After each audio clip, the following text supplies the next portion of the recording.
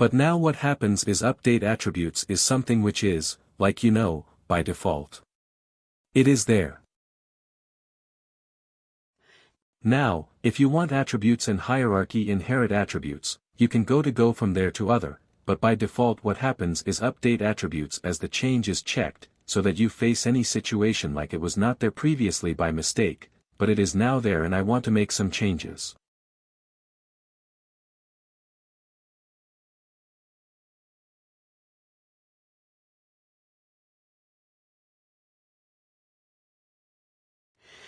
So what happens is you have this update entity attributes when they change, when the change option, which lets you update your entity attributes, if it was not there in the previous iteration previously.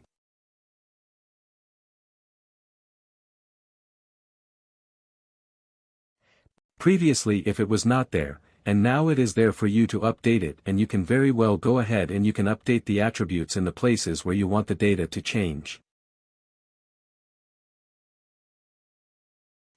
If it is scheduled, then nothing like it, because if it's a scheduled data, whereby it went for a miss, and then it has come once again updated.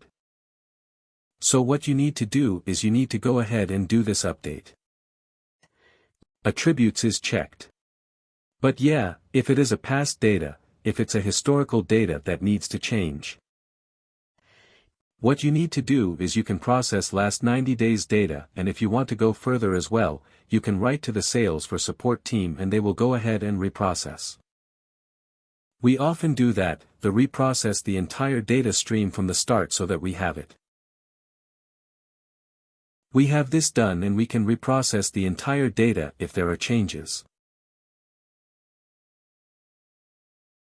But if in the first instance the media by targeting type was not there, but in the next iteration it has come up, it always gets updated.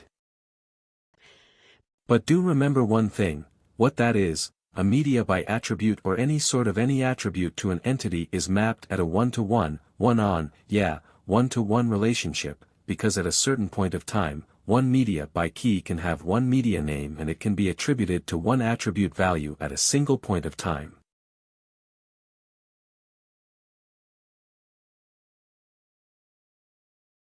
So 1, 2, 3 and default by cannot have direct and indirect, maybe targeting time at targeting type at a single point of time. At a single point of time. It is never possible for an entity to have two attribute values. It will only have one attribute value. If that gets updated, what happens is the data in media by targeting type field gets changed, but never does it get added. Because that's not how data runner works, or that's not how the entity relationships in a data model works. So what happens is you check it. What happens is the hierarchy which was logged. It opens.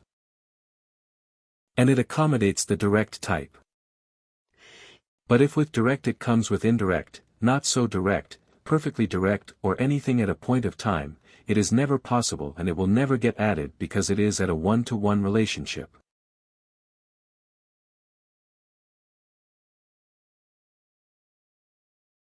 This will help you to update the attributes for the existing entities and help update the new values.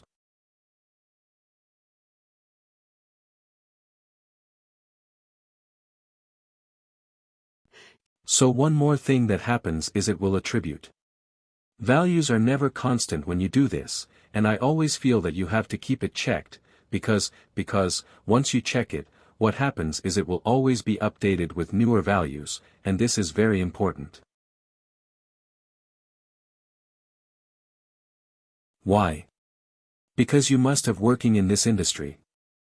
You must have seen that you know our classification sheets or are what we consider a source of truth.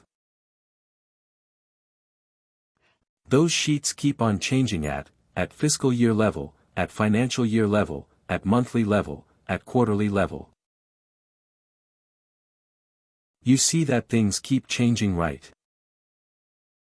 So I feel update entity attributes is a blessing because, at real time, whenever your fiscal year changes or whenever there is a new introduction of a sheet or new introduction of a new classification that you want to do for yourself, you always have update entity attributes.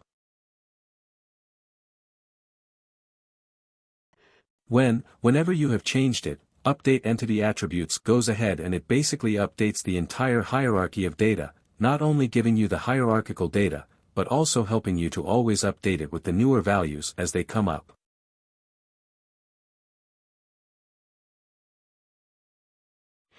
So now the example that I was talking of, that is basically shown in the slide that I said you write, at any given point of time, there can be only one value per attribute for a media by key. So tomorrow, if direct changes to geo-targeting, it gets replaced with geo-targeting and not added up right. So new targeting type will only be the targeting. One targeting type associated with the media by key, and old values get replaced. Okay, so clear. Now comes the same concept in terms of media, in terms of the data model. So when we have the data model, think it as an Excel sheet. Okay, so media by key is nothing but your placement ID. Media by is your placement campaign key, creative key, site key and creative key.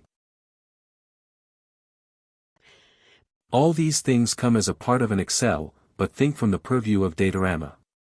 This guy gets a new Excel. What it does is it creates a new hierarchy and locks it. Why?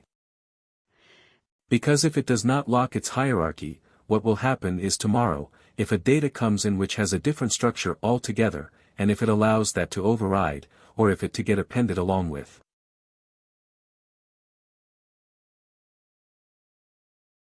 What will happen is your data will become inaccurate, it will become a mess and it will become cluttered and everyone will say that it is an inaccurate tool.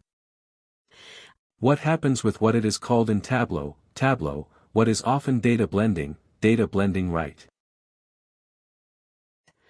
So I always advise that do not use data blending in Tableau. If anyone is working in Tableau will know data blending.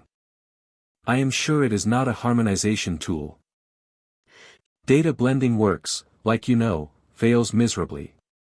Like I don't know with which batch I have a Tableau session as well.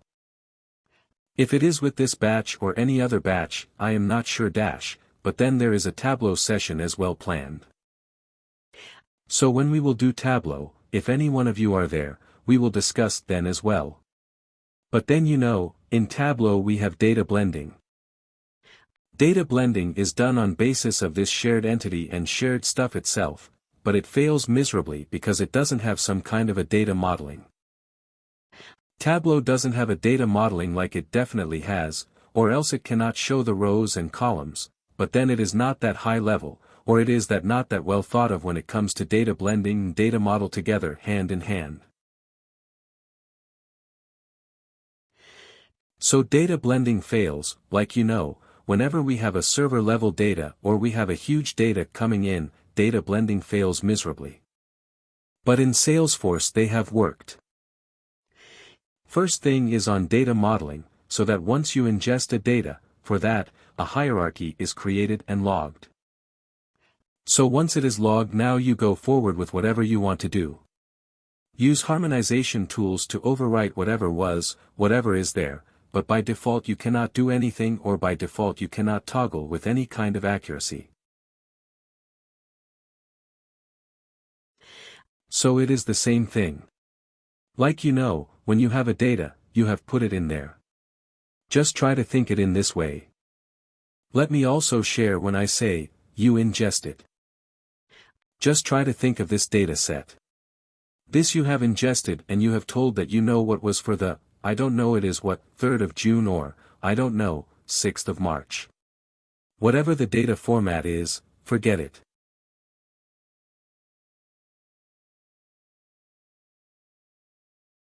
You know, for 3rd of June, 2022.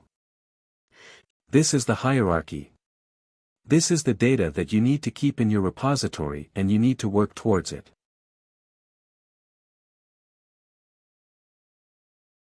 What this guy does is, this guy updates, uploads it, and this guy locks it.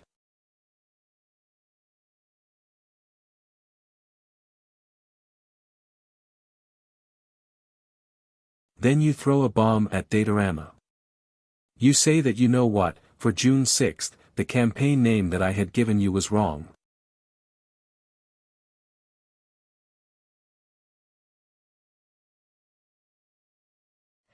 So previously you have given him the campaign name as campaign A, B, C, and now you tell him that the campaign name is not A, B, C, but the campaign name is XYZ. What will happen?